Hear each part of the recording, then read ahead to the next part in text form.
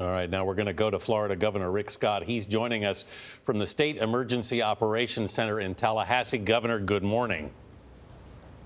Good morning. Boy, we're trying to get everybody out of these evacuation zones. Thank you for helping us get our message out.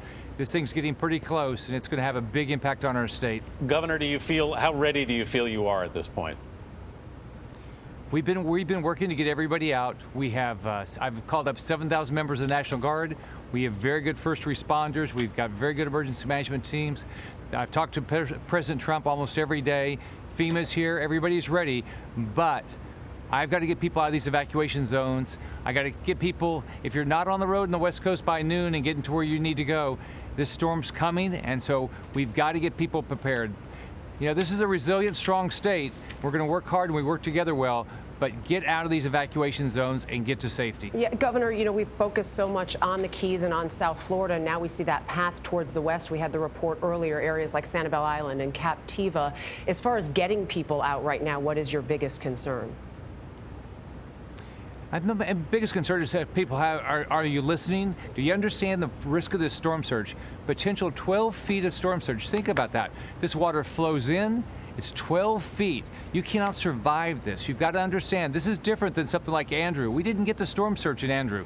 This is going to impact both of our coasts. It's a big storm. But the storm surge is what really scares me. Governor, what's your sense of whether people are heeding the call? I mean, obviously we've seen the highways overnight were packed, but do you think you get a pretty good feeling that most people are getting out who need to get out? Well, I'm sure there's some people won't, but look, our shelters are getting, we're opening up more and more shelters. I think we have over 250 shelters open now. We'll continue to open up shelters. I shut down all the schools in the state so we'd have more safe places where we could open up shelters. We're still working to make sure people get fuel if they're on the road.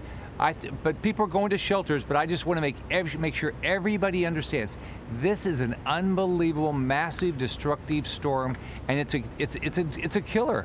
And look, I love my family. I don't want to lose one member of my family. I want everybody to have that same attitude. I want everybody to say, I love my family, get to safety. Governor Rick Scott, I think people are heeding the warning. We appreciate you joining us. Thank you. Thank you. And you can stay with CBS News throughout the weekend for extensive coverage of Hurricane Irma. We're going to have special reports throughout today on the network and on our streaming service, CBSN. Tomorrow, Sunday, a special edition of CBS This Morning with Charlie, Norah, and Gayle will begin at 7 o'clock Eastern, followed by Sunday Morning and Face the Nation.